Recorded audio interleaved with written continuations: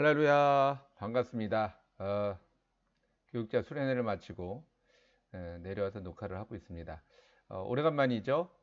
지난주에는 제가 병원 진료를 보고 여러 가지로 조금 분주하다 보니까 서류가 요즘에 많이 있었지 않습니까? 못했고 그 전주에는 또 건강검진을 받느냐고 또 한 주를 또 이렇게 건너뛰게 됐습니다. 이렇게 두 주를 건너뛰고 세 주 만에 뵙게 돼서 반갑기도 하면서 또 송구하기도 합니다. 1월쯤에 한 번 정도 조금 쉴 것 같아요.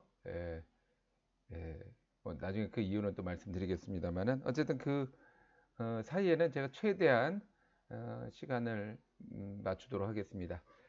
성탄절이죠. 옆에 이렇게 크리스마스 트리도 있습니다만은 트리가 중요한 것이 아니라 또 어떤 크리스마스, 성탄절 이런 것들이 중요한 것이 아니라 아기 예수님이 이 땅에 태어나신 날을 기념하는 것, 그걸 잊지 마시기 바라겠습니다.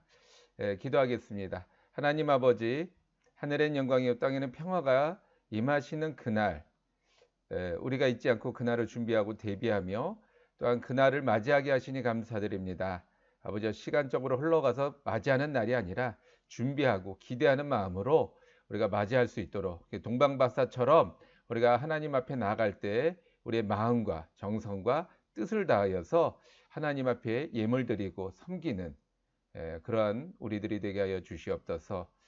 하나님, 주님께서 태어나신 그날에 우리를 또한 불러주신 것 또한 감사드립니다. 하나님의 은혜와 사랑이 가득하게 하여 주시사 하늘엔 영광이요 땅에는 평화가 임하는 그때 우리의 심령과 환경과 우리의 가정과 우리의 모든 것 위에 하나님이 주시는 평강이 넘치도록 임하여 주시옵소서.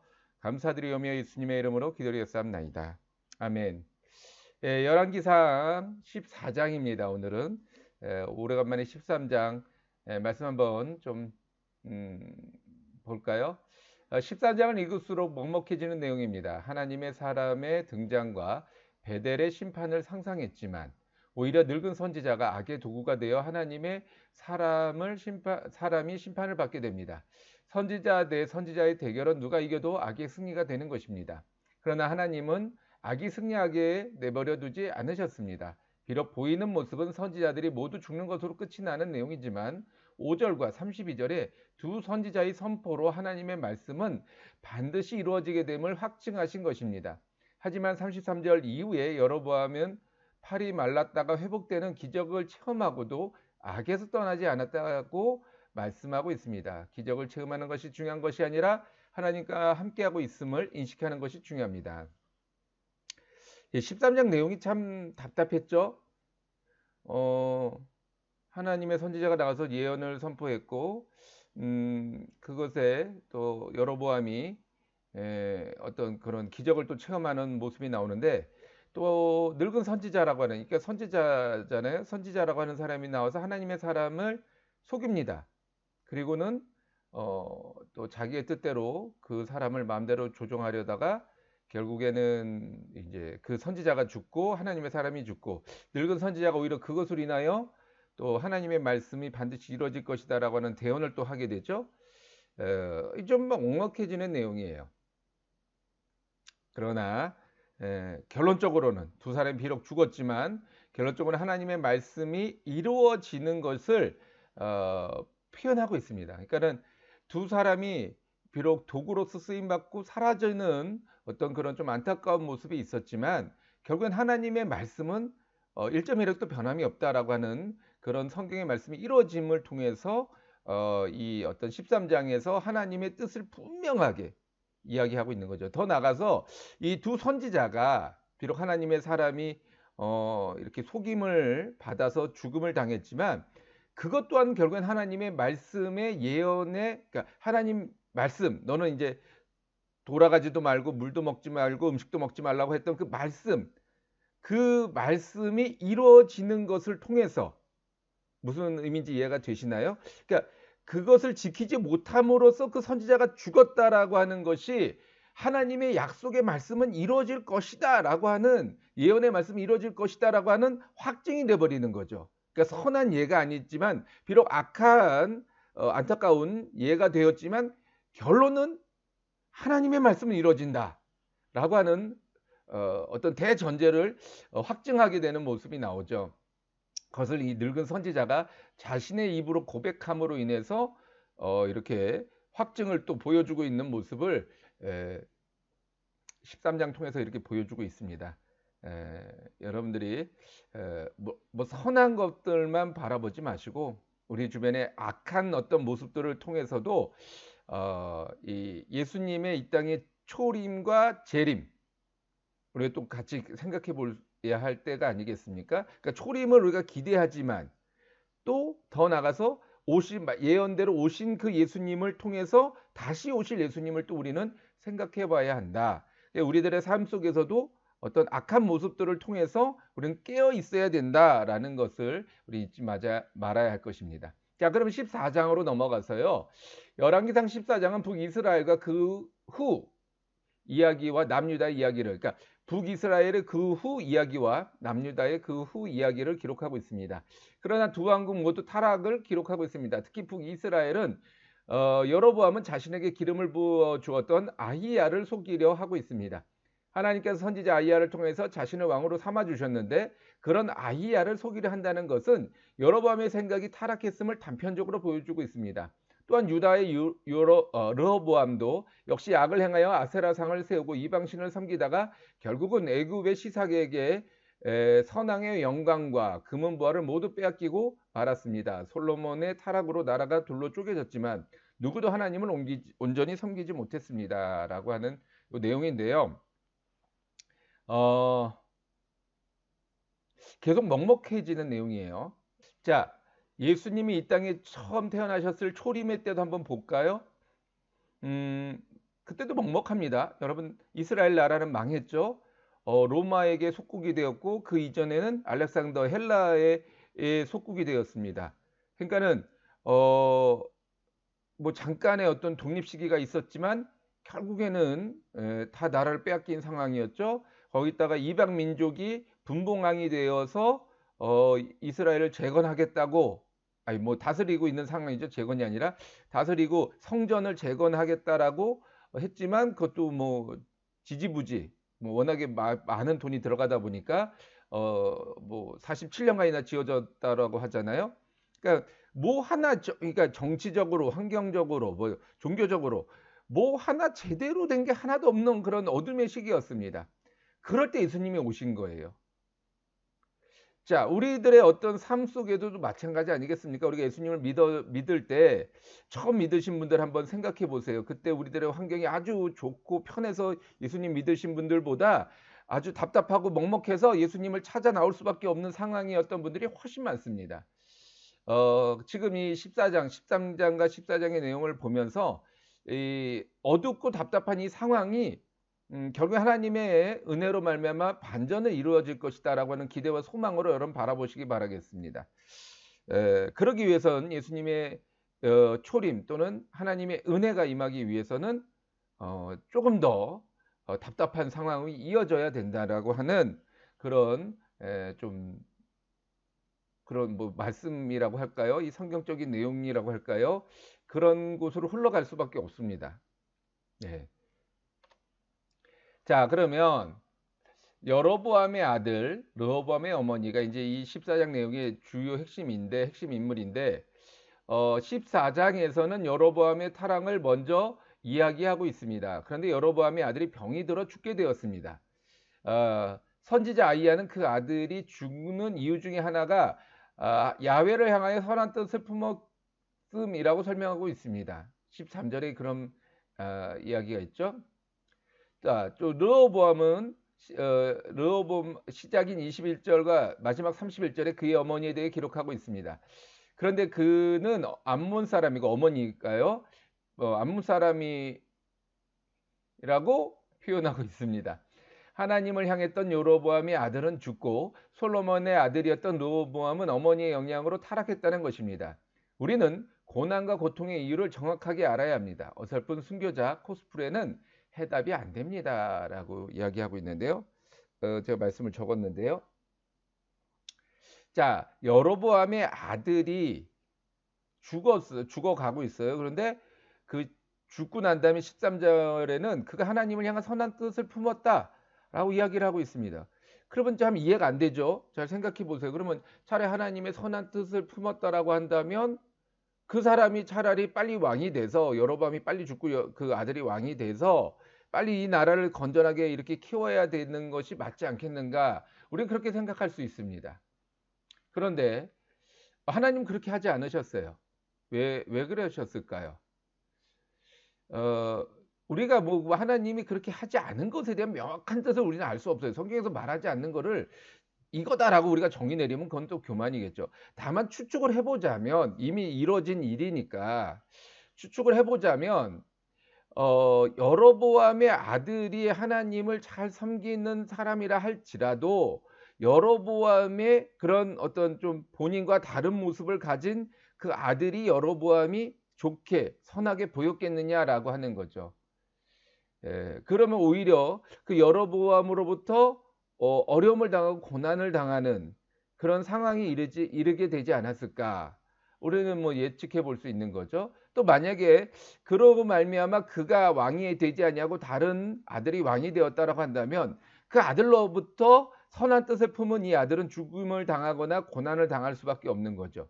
그렇게 본다면 차라리 하나님의 나라에 얼른 들어가는 것. 그래서 이 여로보암의 자녀들 중에서 이 조상의 묘실에 이렇게 안치된 사람은 이 아들 한 사람밖에 없습니다. 나머지는 다 뭐 개가 뜯어가거나 뭐 이런 식으로 아주 그냥 처참한 비참한 죽음을 당하게 됩니다. 그러니까는 비록 그가 일찍 죽기는 했지만 오히려 하나님 앞에 은혜를 받은 모습이었다라고 우리는 추측을 해볼 수 있는 거죠. 자, 르호보암은요 시작과 끝에 그의 어머니는 암몬 사람이었더라라고 이야기하고 있습니다. 왜 암몬이 사람이었다라는 것을 강조하고 있을까요? 르호보암이 타락하게 된 원인이 그의 어머니에게 있었다라는 것이죠. 그러므로 우리가 또한 마찬가지입니다. 우리들의 삶 속에서 어려움과 고난을 당할 때 명확하게 왜 우리는 고난을 당해야 하는가를 찾아야 합니다. 그냥 욥도 고난을 당하니까 나도 고난을 당하는 거야. 이런 식으로 두리뭉실하게 어설프게 넘어가 버리면 안 된다는 거죠. 분명한 이유가 있다는 거예요. 한 사람은 하나님의 뜻 안에서 어려움을 당한 사람이 있고 또 한 사람은 어머니의 영향으로 타락의 길로 접어들 수밖에 없는 그 이유가 있었다라고 하는 거죠. 자, 2절 말씀 한번 볼게요. 여로보암이 자기 아내에게 이르되 청하건대 일어나 변장하여 사람들이 그대가 여로보암의 아내임을 알지 못하게 하고 실로로 가라. 거기 선지자 아이야가 있나니 그는 이전에 내가 이 백성의 왕이 될 것을 내게 말한 사람이니라 라고 이야기하고 있습니다. 여로보암은 시간이 흘러 자신의 아들이 병들어 죽게 되었습니다. 이 일의 결과를 알기 위해서 예전에 자신에게 기름 부음을 해주었던 아이야를 찾아가려 합니다. 그런데 자신이 직접 가는 것이 아니라 자신의 아내를 보내면서 알아보지 못하도록 변장까지 시키해서 보내려 합니다. 그 이유는 아이야가 나이가 많아 눈이 어두워서 보지 못하기 때문입니다. 4절에 그런 내용이 있죠. 육신의 눈이 어두운 사람에게 미래를 물어간다는 것은 어불성설입니다. 왜 그러냐면 여로보암도 알고 있었다는 거예요. 자신의 지금 모습이 합당하지 못하고 온전하지 못하다라는 걸 알고 있었던 거예요. 그런데 자신의 아들이 죽게 되면 상황에 이르니까 어떻게 될 것인가 이게 궁금해가지고 자신이 생각했던 왜냐면 자기 지금 산당을 세우고 제사장들을 막 마음대로 세웠으니까 진짜 참된 선지자가 이 사람들이 아니구나, 이 제사장이나 선지자들이 아니구나라는 걸 아는 거예요. 그러니까 진짜 선지자는 아이야밖에 없구나 아니까 그 사람을 찾아가려 하는데 본인이 가서 지금 우리 아들이 어떻게 되겠습니까? 라고 하면 지금 아이야 입장에서 보면 기름 부음 받고 왕을 세워놨더니 하나님을 배신한 격이 돼버렸잖아요. 배은망덕이 돼버렸잖아요. 그러니까는 악담을 할까봐 자신이 안 가고 자신의 아내인데 아내도 왕비의 어떤 그런 품위를 갖추지 못하고 그냥 서민적인 어떤 모습으로 가게 했다는 거죠. 그래야 진실을 알 수 있으니까. 근데 여러분 생각해 보세요. 하나님의 사람이 지금 오는 사람이 뭐 자신 육신에 어두워서 모른다고 해가지고 그 사람에게 속았다고 한다면 과연 그 사람이 말하는 것이 진실일까요? 능력 있는 사람의 말씀일까요? 아니지 않겠습니까? 그래서 한번 요 다음 한번 질문을 보도록 할게요. 떡 10개와 10개와 과자와 한 꿀 한 병. 이게 3절에 나오는 거죠. 이렇게 가지고 가라라고 이야기해요. 5절에는 다른 사람인 채 하고 이렇게 속이면서 가라고 합니다. 근데 그거를 모른다면 그게 참 말이 안 되는 거죠. 그래서 5절 말씀에 야훼께서 아이야에게 이르시되, 이미 다 알고 계시는 거예요. 아이야라고 하는 사람이, 그러니까 아이야에게 능력이 임했다라고 생각을 해가지고 아이야가 눈이 어두워졌으니까 그를 속일 수 있겠구나라고 생각을 했던 건데, 근본적인 하나님을 생각하지 못했던 거죠. 그 아이야가 아이야의 뜻대로 자신에게 기름 부음을 내린 게 아니라 하나님의 명령에 의해서 기름 부음을 내렸다라고 하는 것을 그는 여로보암은 깨달아 알지 못했다는 겁니다. 그리고 떡 10개와 과자와 꿀 한 병은 서민들이, 일반 평민들이 선지자에게 물으러 갈 때 가지고 가는 일종의 불문율 같은 그런 어떤 분량이라고 그래요. 자, 그런데 보면 우리가 생각할 수 있는 게 창세기 27장에 보면 이제 이삭을 속인 야곱의 이야기 나오지 않습니까? 자, 이삭의 눈이 어두워가지고 잘 못 보니까 야곱이 그의 형 에서인 채하고 막 양털을 팔에 붙이고 그 에서의 옷을 입고 어떤 그 에서인 척 막 목소리도 갈갈하게 하고 뭐 이런 어떤 방법을 썼다고 그래요. 그러면 이삭이 속아서 그에게 축복을 빌어줬고 하나님은 그 축복을 받아서 이삭을 저기 야곱을 축복해 주신 겁니까? 우리는 그런 퀘스천 마크가 달릴 수밖에 없죠. 근데 이 전체적인 내용을 본다면 아니라는 거예요. 그러니까 하나님이 이삭을 속아서 내린 축복에 하나님이 어쩔 수 없이 구속받아서 야곱을 축복한 것이 아니라 하나님이 야곱을 축복해 주시기 위해서 속아 넘어가 주셨다라고 하는 거죠. 뭐 이건 다른 이야기일 수 있지만 하여튼 우리가 창세기에 나오는 그 말씀도 같이 그렇게 이해를 하면 좋을 것 같아요. 자, 여로보암은 아내에게 떡 10개와 과자와 꿀 한 병을 가져가도록 했습니다. 이것은 일반인이 선지자들을 대접하는 분량이었습니다. 즉 변접뿐만 아니라 대접의 분량까지도 속이려 했던 것입니다. 그것은 자신이 그동안 아이야를 외면했던 과거를 감추기 위함입니다. 그래서 개인적인 감정이 없는 하나님의 뜻을 알기 위함입니다. 그러나 다른 사람인 채 하는 것이 이번이 처음이 아닙니다. 야곱은 아버지 이삭을 속이고 형 에서인 채 했습니다. 아버지 이삭은 나이가 많아 눈이 어두워 잘 보이지 않았습니다. 그래서 야곱에게 속아 하나님의 축복을 마음껏 빌어줍니다. 하지만 지금과 똑같은 상황임에도 하나님은 아이야에게 여로보암의 의도를 알려줍니다. 그러니까 5절 말씀을 잘 읽어보면 아예 대놓고 얘기를 해요. 여로보암의 아내가 지금 아예 평민인 채 하고 그리고 널 찾아올 것이다. 너는 그 여인에게 이러이러하게 얘기를 해라. 아주 그냥 리얼 말 그대로 리얼 그 자체로 이야기를 합니다. 즉 이삭이 야곱에게 속은 것이 아니라 하나님이 야곱에게 축복을 빌어주기 위함이었던 것입니다. 그러나 하나님은 여로보암에게는 자녀뿐만 아니라 집안의 남자들이 다 끊어지게 됨을 말씀하셨습니다. 그 이유는 하나님을 속인 것이 아니라 하나님은 여로보암을 하나님을 속인 것이 아니라 하나님은 여로보암을 위하여 다윗의 집을 찢으셨는데 여로보암은 자신을 위하여 다른 신을 만들었습니다. 그래서 하나님은 여로보암을 찢으셨습니다. 오늘날 축복을 구하십니까? 그 축복이 여러분들을 찢어버릴 수도 있습니다. 이게 무슨 얘기냐면 내가 써놓은 것도 좀 말이 좀 어렵네요. 네. 앞서서 말씀드렸던 것처럼 야곱과 이삭의 이야기는 이해가 되시죠? 하나님이 야곱을 축복해 주시기 위해서 이삭을 속도록 내버려 두신 것이지 하나님이 속아서 야곱을 축복해 주신 것이 아니다라는 거예요. 그에 비해서 여로보암은 아이야를 통해서 그 집안의 남자들이 다 끊어질 것이다 라고 이야기를 합니다. 근데 그 이유가 하나님을 속이려 하려 했던 것이 아니라 이렇게 짧은 것이 아니라 너가 하나님을 버렸다라는 거예요. 그러니까 속이려 한 것도 물론 잘못됐지만 더 궁극적으로 너가 하나님을 버리셨다. 그러니까 나는 다윗을 위해서 이 나라를 쪼개었는데 다윗을 위해서 이 나라를 지키기 위해 그러니까 다윗의 집을 찢으셨는데 약속조차 하나님이 약속한 것을 물론 약속 자체가 그거죠.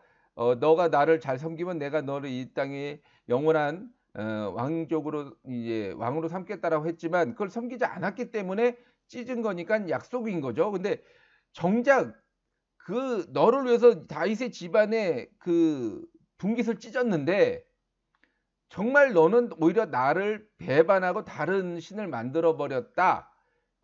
그러면 당연히 나도 약속대로 널 찢어버리겠다라는 거죠. 그러니까 우리가 단순히 축복의 개념만 본다면 어, 좀 여러분은 복을 받은 사람이에요. 나라를 받았으니 뭐 이보다 더 큰 복이 있겠습니까? 근데 그것을 지키지 못한다면 오히려 찢어질 수밖에 없는 상황에 이르게 되었다. 이것이 14장 2절의 말씀인 거죠. 자, 쭉 넘어가서 20절 말씀 한번 보도록 하겠습니다. 여로보암이 왕이 된 지 22년이라 그가 그의 조상들과 함께 잠에 그의 아들 나답이 대신하여 왕이 되니라. 여로보암은 왕이 된 지 22년 만에 죽음을 맞이합니다. 이렇게 보면 여로보암이 종이 죽은 것 같지만 같은 내용이 역대하 13장에 나오는데요. 유다 왕 아비야와 여로보암의 전쟁이 나옵니다. 아비야는 40만의 군대를 동원하였고 여로보암은 80만의 군대를 동원하였습니다. 수적으로 절대 우위였던 여로보암은 당연히 전쟁에서 이기는 것으로 끝나는 것 같았지만 유다가 하나님의 부르짖음으로 이스라엘 백성 50만 명이나 죽임을 당하고 전쟁은 여로보암의 패배로 끝납니다. 그리고 역대하 13장 20절에 야훼께서 치심을 입어 여로보암이 죽습니다. 그러니까는 그냥 요 열왕기상 14장 20절에 보면 그냥 그런 어떤 끝까지 하나님을 속이려 했던 그 여로보암의 잘못된 모습들을 쭉 나열하다가 그 다음에 이제 여로보암이 죽는 것으로 끝나고 이야기가 끝납니다. 그러면 여로보암이 뭐 그냥 22년 동안이나 그나마 잘 살다가 죽었네 이렇게 될 수 있지만 내용이 될 수 있지만 같은 내용을 담고 있는 역대하 13장 말씀을 보면 전쟁에 거의 이겨요. 다 이깁니다. 왜냐면 뭐 40만 대 80만이 싸우면은 둘이서 하나씩 붙잡고 뭐 칼로 찌르거나 뭐 이러면 돼. 어떻게 그게 이길 수 있게 질 수가 있겠어요. 실제적으로 전쟁이 이깁니다. 그래서 거의 끝나가는 불리한 그런 어떤 시기에 유다라고 하는 그러니까 유다 족속이 하나님 앞에 부르짖어요. 하나님 우리가 어떻게 이대로 죽을 수 있습니까? 이대로 망할 수 있습니까? 라고 막 부르짖어요. 그때 어떻게 했는지 모르겠지만 하나님께서 전쟁을 이기게 하십니다. 그래서 이스라엘 백성 50만 명이나 죽임을 당해요. 거의 3분의 2가 죽는 거죠. 그리고 여로보암의 패배로 끝나는데 또 거기에다가 이제 부상을 입어요. 근데 거기에 또 하나님의 치심으로 인해서 여로보암이 죽는 어떤 모습이 나옵니다. 그러니까 얼마나 이게 참 비참합니까? 이길 수밖에 없고 또 이기는 과정에서 갑자기 하나님으로부터 버림받아 죽임을 당했으니까 얼마나 말 그대로 비참한 거예요.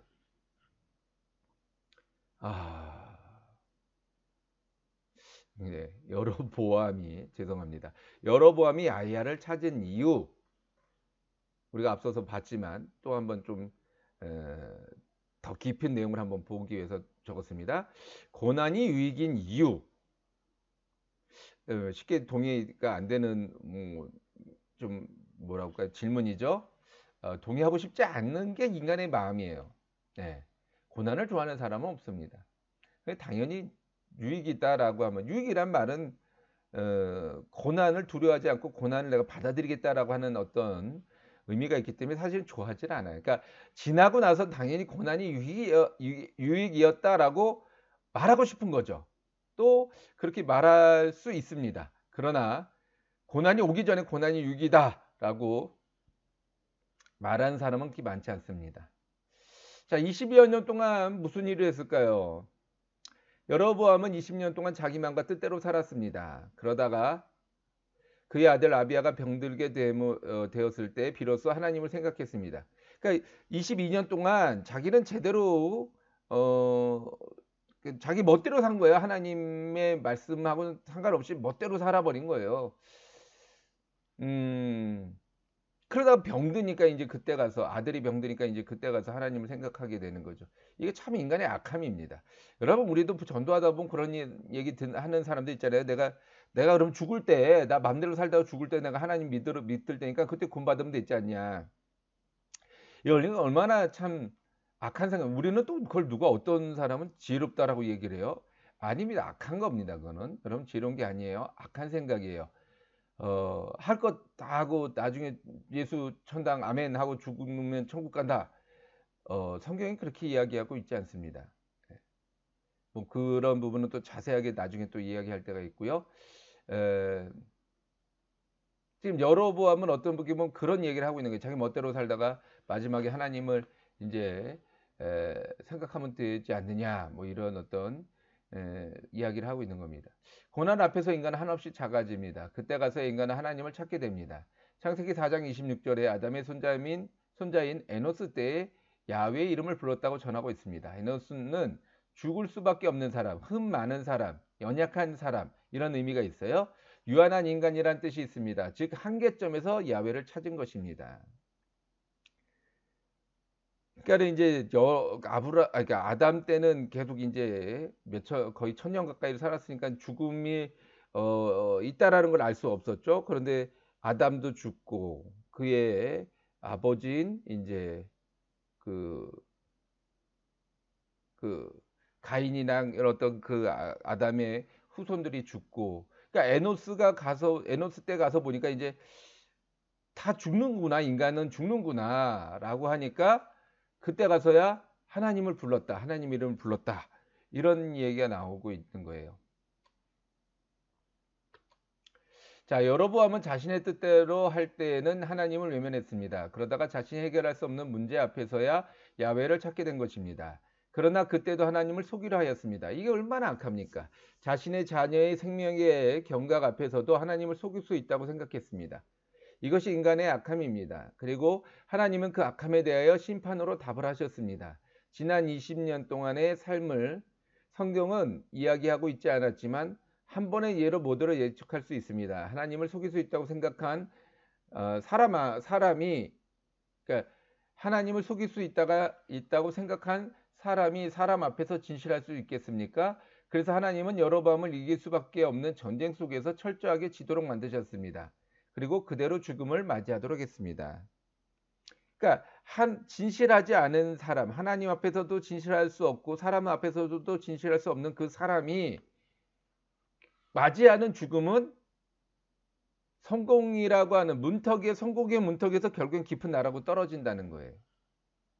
그러니까 철저하게 버림받는 거죠. 얼마나 본인의 그 심판을 받고 있구나라는 걸 철저히 깨닫게 됩니까? 얼마나 속상하고 실망스러워요. 예. 참, 그 내용을 지금 20절에서 표현해주고 있는 것입니다. 자, 25절에서 26절 말씀인데요. 르호보암 왕 제5년에 애굽의 시삭이 올라와서 예루살렘을 치고 야훼의 성전의 보물과 왕궁의 보물을 모두 빼앗고 또 솔로몬이 만든 금반패를 다 빼앗은지라. 여로보암은 하나님의 선지자로부터 나라가 나뉘게 된 이유를 들었습니다. 그리고 지금 자신이 그 상황을 경험하고 있습니다. 그러면 누구보다도 하나님을 두려워 순종함으로써 회복을 깨어야 합니다. 그런데 22절에 야훼 보시기에 악을 행하되 그의 조상들이 행한 모든 일보다 뛰어나게 하여라고 말씀하고 있습니다. 그러니까 솔로몬의 죄악으로 인해서 나라가 쪼개어지게 되었는데 그걸 자기가 경험을 했다고 한다면 어떻게 해야 될까요? 솔로몬과는 다른 어떤 삶을 살아야 되는 것 아니겠습니까? 그런데 지금 솔로몬보다 더 악을 행했다라고 말씀하고 있는 거예요. 왜 그럴까요? 인간은 자신의 뜻대로 일이 되지 않을 때 감정적으로 행동하게 됩니다. 이성이 움직이기보다는 감정이 앞서기 때문입니다. 여러분, 우리 주변에 보면 이런 좀 혈기가 있는 분들 보면 평상시 내내 혈기 있는 게 아니에요. 평상 때는 뭐 아주 착하기도 하고 아주 그냥 보통 사람처럼 그냥 그렇게 살아가고 있습니다. 그런데 어떤 자신의 일이나 뜻이 마음대로 되지 않는 걸 보면 이게 그때 가면 비로소 이 자신의 어떤 그 혈기가 나오는 거죠. 욱하는 어떤 마음이. 그래가지고 문제가 일어나는 거예요. 문제가 생기는 거예요. 우리들도 그럴 때가 많이 있지 않습니까? 그러니까 르호보암이 이성적으로 판단한다면 내가 이렇게 살면 안 되겠구나. 하나님을 잘 섬겨야 되겠구나. 하나님을 잘 따라야 되겠구나라는 거 하는 게 어떻게 보면 가장 이상적인 판단이고 생각인데 지금 나라를 빼앗기고 쪼개어지고 하는 어떤 이런 과정 속에서 감정만 앞서다 보니까 오히려 하나님을 배반하는, 하나님을 떠나는 어떤 이해할 수 없는 어떤 행동이 더 앞서게 되는 거죠. 자, 근데 그 이유가 뭐냐면 그의 어머니 이름은 나아마여 암몬 사람이었더라라고 21절에 이야기합니다. 21절과 33절에 똑같은 얘기가 나오죠. 자, 산당과 우상과 아세라상을 세웠습니다. 23절 말씀입니다. 항상 전쟁이 있으니라. 30절 말씀이에요. 자, 이 세 구절을 다 연결시켜 보니까 어떻게 돼요? 그의 어머니 나아마에는 암몬 사람으로서 그 어머니의 영향력으로 산당과 우상과 아세라상을 세웠더니 그 나라에 항상 전쟁이 있었다라고 하는 거예요. 우리들 가정을 한번 대입해 봅시다. 우리가 하나님을 믿는다라고 하는데 항상 뭔가 잘 되는 것보다는 안 되는 게 많고 항상 가족들 간에 껄끄러움이나 불편함이 있어요. 그럼 왜 그럴까요? 우리 안에 알게 모르게 산당과 우상과 아세라상이 존재한다는 거예요. 여러분 이해가 되십니까? 자, 그 우리 안에 보이지 않는 그런 어떤 토속적인 신앙, 어떤 전통적인 어떤 마음, 유교적인 어떤 생각이 우리 안에서 남아 있다 보니까 나도 모르게 그 안에 산당과 우상과 아세라상을 세웠고 그것으로 인해서 전쟁이 끊임없이 일어난다는 거죠. 예전에 어느 한 목사님께서 아버님이 이제 소천을 하신 거예요. 예, 교육자였는데 그러니까는 그 어머니가 이제는 이제 1주년이 되셨으니까는 추도 예배를 드리자라고 얘기를 하셨대요. 근데 예배를 드리는데 겨울인데 창문을 열어 놓더라는 거예요. 그래서 날도 추운데 창문을 왜 열어 놓으십니까? 그랬더니 이제 어머니 권사님이죠. 권사님이 하시는 말씀이 아버님 들어오신다라고 얘기를 하셨다고 그래요. 예, 여러분 우리 안에 그런 모습들이 알게 모르게 있습니다. 예, 저희 뭐 집도 그랬던 적이 있어요.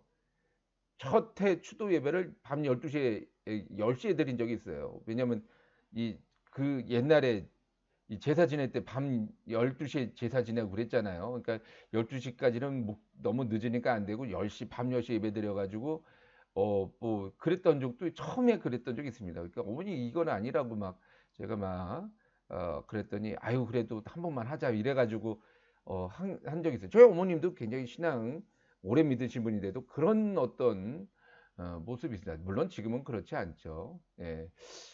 그 참 그런 게 있어요. 그러니까 우리 안에 나도 모르게 이 산당과 우상과 아세라상이 있는 거예요. 그러니까는 이 갈등이 있는 거죠. 어려움이 있는 거고. 예, 무슨 아마 이 말씀 여기까지만 얘기해도 참 알아들으시는 분들이 많으실 거예요. 경험하신 분들은 금방금방 알아들으실 거예요. 자, 이단이나 타 종교가 매력적으로 느껴지는 것은 진리가 없기 때문입니다. 그러니까 왜 르호보암이 아무리 감정적이라고 해도 왜 그런 어떤 판단을 내렸을까라고 할 때 이유가 없는 게 아니에요. 있다는 거예요. 왜냐하면 진리가 없기 때문에 그래요. 여러분 이단들 지금 뭐 신천지나 뭐 하나님의 교회가 막 계속 이렇게 막 사람들이 많이 모이고 막 크게 짓고 막 이런 걸 보면서 저 사람들은 왜 저러지? 막 이런 어떤 생각 들지 않습니까? 진리가 없기 때문에 그래요. 자, 진리는 변하지 않습니다. 그래서 시대가 변하고 세대가 달라져도 진리는 변하지 않습니다. 이해가 되시세요? 지금 우리나라는 라디오 세대부터 스마트폰 세대까지 한꺼번에 교회 안에 공존합니다.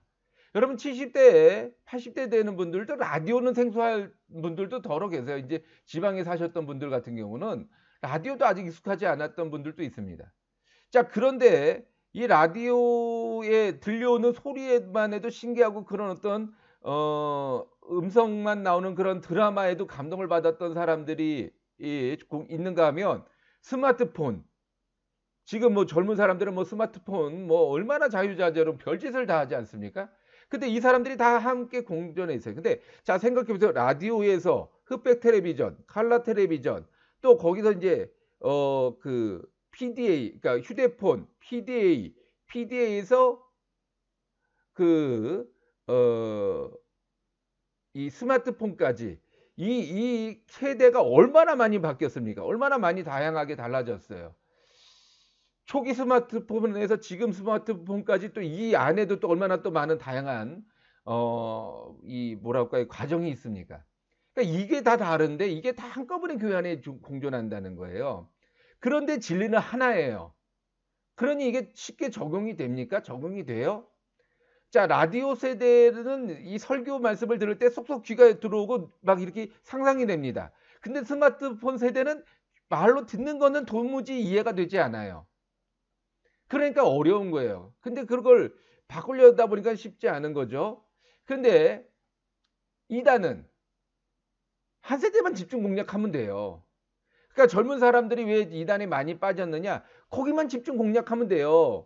뭐 진리가 없어요. 그러니까는 그 사람들이 눈에 보이는 거, 스마트폰이니까 눈에 보이는 거, 간편한 거, 쉬운 거, 간단한 거, 빠른 것, 이런 것들에 가지고 막 집중 공략을 하니까 마치 그게 젊은 사람들에게 쏙쏙 들어오니까 진리인 것처럼 보이죠. 그런데 이게 아니에요. 거짓을 여러분, 우리가 영화 같은 거 볼 때 공상과학 영화 같은 거 요즘에도 아바타 2가 이제 개봉이 되는데 여러분 그 아바타 2에 나오는 그 화려한 그래픽과 어떤 그 실사 같은 어떤 모습들 여러분 그게 이 세상 어디에 하나라도 실제로 실제합니까? 여러분 생각해 보세요. 거기서 보여지는 장면 어느 것 하나라도 여러분 진짜로 존재하는 게 있습니까? 하나도 없어요. 하나도. 다 가짜예요. 근데 진짜인 것처럼 보이잖아요. 자, 그러니까 젊은 사람들이 그걸 볼 때 화려한 그래픽과 화려한 영상에 막 입이 쩍 벌어지고 3시간 넘거든요. 192분이에요. 그 러닝 타임이. 그러니까 3시간 10분을 그걸 보는데 실제로 본 사람들은 그렇게 지루하지 않았다는 거예요. 여러분 설교를 3시간 10분을 한다고 생각을 해보세요. 젊은 사람들 다 나갈걸요? 나이 드신 분들도 아마 굉장히 힘들어 하실 거예요. 자, 그런데 근데 거긴 진리가 없어요. 이 이단도 마찬가지입니다. 진리가 없기 때문에 젊은 사람들이 이해하기 편하게끔 만들어 버리는 거예요. 그러니까 거기 젊은 사람들이 마치 그게 진리인 것처럼 착각하게 만들어서 가는 거죠. 마치 아바타가 진짜로 이 세상 어딘가에 저 우주 너머 어딘가에 있을 것이다 라고 하는 착각을 갖게끔 만드는 거예요. 그런데 거기는 진리도 없고 그런 뭐 아바타라고 하는 그런 뭐 진짜의 행성도 없고 그런 어떤 모습도 없는데 진리가 없고 생명이 없으니까 그렇게 마음대로 포장할 수 있는 거예요. 껍데기만. 그래서 이단들은 스스로 지키지 못하는 사람이 타인을 구원할 수 없습니다. 그러니까 스스로도 구원을 못 받는데 누구를 구원을 합니까? 결국엔 사망으로 끝나는 것입니다. 감정으로는 아무것도 해결되지 않습니다. 전쟁에서 지고도 전쟁이 끝나지 않았습니다. 그러니까 전쟁이 항상 있었다는 얘기는 이기고 지고 이기고 지고 뭐 이게 왜 반복이 없었겠어요. 지고도 있었겠죠. 이기고도 있었겠죠. 그러나 전쟁이 끊임없이 있었다는 것은 이겼다는 것도 졌다는 것도 아무 의미가 없어요. 내가 지금 이기면 뭐합니까? 다음에 지면 끝인데. 다음에 또 졌다가 이번에 이기면 뭐합니까? 그 다음에 또 지면 또 완전히 끝인데 아무것도 해결되는 것이 없습니다. 그러니까 왜 그 르호보암이 거짓된 산당과 우상과 아세라상을 만들었는가? 거기에 진리가 없으니까 사람의 감정에 호소하고 감정에만 집중을 하다 보니까 그런 어떤 미혹에 하는 모습이 있었다는 거예요. 그래서 거기에 빠져들었다는 거죠. 감정대로만. 여러분 좀 이해가 되십니까? 지금의 이단도 마찬가지라는 거죠. 자, 마무리하겠습니다. 14장은 거짓으로 시작되어 거짓으로 망하는 내용을 담고 있습니다. 여로보암은 자녀의 유독함에도 거짓을 버리지 못했고 하나님조차 속일 수 있다고 착각했습니다.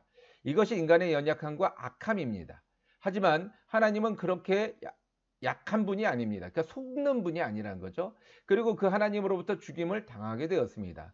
르호보암이라고 다르지 않았습니다. 다윗의 자손이면서도 다윗과 전혀 다른 길을 걸었습니다. 하나님의 위대함을 경험하면서 했으면서도 하나님을 등지고 망하였습니다. 나라가 쪼개어지고 자신의 나라의 보물을 빼앗기고도 항상 전쟁에 미쳐 있었습니다. 그 이유는 그의 어머니에게서 찾았습니다. 우리의 행위는 우리 안에서 끝나지 않습니다. 다음 대에도 영향을 줍니다. 지금 울더라도 진리의 씨를 뿌려야 하는 이유가 여기에 있습니다. 자, 르호보암이 감정적으로 판단을 했고 감정적으로 행동을 했다고 그랬죠. 그래서 끊임없이 전쟁을 일으켰고 전쟁을 통해서 나라가 점점 피폐해져 가고 그런 어떤 감정적인 전쟁에 이기고 지는 것에 대한 어떤 스트레스를 감정으로 풀려다 보니까 자꾸 거짓된 것에 마음을 빼앗기는 악순환이 반복되었다라고 하는 겁니다. 그런데 이것이 그에게서 기인한 것이 아니라 그의 어머니에게서 기인했다라고 하는 것을 통해서 우리가 하나님을 믿는데 왜 이렇게 어려울까, 답답할까, 뭔가 문제가 이렇게 해결되지 않을까라고 하는 어떤 그런 상황에서 그런 벗어나는 길은 내가 하나님을 열심히 믿는 거예요. 무슨 말인지 이해가 되시죠? 내 눈앞에 보이는 것이 중요한 것이 아니라 내 믿음을 통해서 우리 다음 때에 하나님의 복을 받아 누릴 수 있다는 거죠. 내가 온전하지 못하면 내 다음 때도 온전하지 못한 거예요. 그러면 그 다음 때가 다시 한번 하나님 앞에 온전한 모습으로 서기 위해서 몸부림을 쳐야만 그 다음 때에 가서 비로소 하나님의 복을 받아 누릴 수 있는 것입니다. 여러분, 울더라도 씨를 뿌릴 때 기쁨으로 단을 거둔다라고 이야기하고 있습니다. 뿌리는 자와 거두는 자가 꼭 동일하지는 않습니다. 다를 수 있습니다. 그러나 내가 뿌리지 아니하면 결국엔 내 자녀도, 내 자녀의 자녀인 자손도 거둘 것이 없는, 결국에는 울고 주저앉아 이를 갈고 있을 수밖에 없음을 기억하시기 바라겠습니다. 기도하시겠습니다. 하나님 아버지, 우리가 이 열왕기상 14장을 통해서 어떻게 살아야 되는 것인가 라고 하는 그 어떤 삶의 궁극적인 질문에 대한 답을 조금이나마 얻었습니다. 우리가 울더라도 씨를 뿌리고 진리의 씨를 뿌릴 때 그것이 기쁨으로 단을 거둬지는 것을 우리 자녀들을 통하여, 그 또한 그 자녀들을 통하여 보게 될 것입니다. 그래서 우리는 믿기에 하나님 이 시간에 우리가 온전한 모습으로 살기 원합니다. 도와주시고 역사하여 주시옵소서. 또한 아버지, 우리들의 연약함과 악함을 주님 앞에 아뢰며 구하며 나갑니다. 하나님, 우리를 불쌍히 여겨주시고 연약함과 악함 속에서 끝까지 하나님을 의지하고 바라보는 하나님의 자녀로 살아갈 수 있도록 인도하여 주시옵소서. 원수 마귀는 끝까지 우리를 미혹하려 합니다. 쓰러뜨리고 넘어뜨리려 합니다. 우리의 연약함과 악함에 틈을 타고 들어와서 우리를 쓰러뜨리고 넘어뜨리려 합니다. 하나님, 그 원수 마귀와 대적히 싸워 이길 수 있는 힘을 허락하여 주시고 반드시 승리하게 됨을 잊지 말게 하여 주시옵소서. 예수님의 이름으로 기도드렸사옵나이다. 아멘. 자, 12월도 중간이 지났습니다. 이게 벌써 이 쓴 지가 벌써 한 일주일이 지났네요. 그만큼 세월이 흘러갔습니다. 올해는 무엇을 이루었고 무엇이 남아 있습니까? 중요한 것은 지나간 것이 아니라 남은 시간입니다. 여러분, 지나간 시간이 훨씬 더 길지만 우리에게 중요한 것은 지나간 시간이 아니라 남은 거예요. 지금 우리에게 열흘이 남았다 할지라도 그 열흘이라고 하는 시간을 어떻게 보낼 것인가가 지난 이 12개월보다 훨씬 더 중요합니다. 그럼 기억하시고요. 지나간 세월의 믿음의 흔적이 아니라 남은 시간의 믿음의 행위, 믿음의 삶의 모습을 우리는 기억해야 할 것입니다. 말씀은 계속됩니다. 여러분 부디 건강하시고요. 내일 또 눈이 많이 온다고 합니다. 항상 다니실 때, 뭐 가능 안 다니시면 더 좋을 것 같고요. 다니실 때 조심히 천천히 미끄러지지 않도록 다니시고, 춥더라도 장갑을 꼭 끼셔서 주머니에 손 놓고 다니지 않도록 그렇게 다니시기 바라겠습니다. 할렐루야, 건강하세요.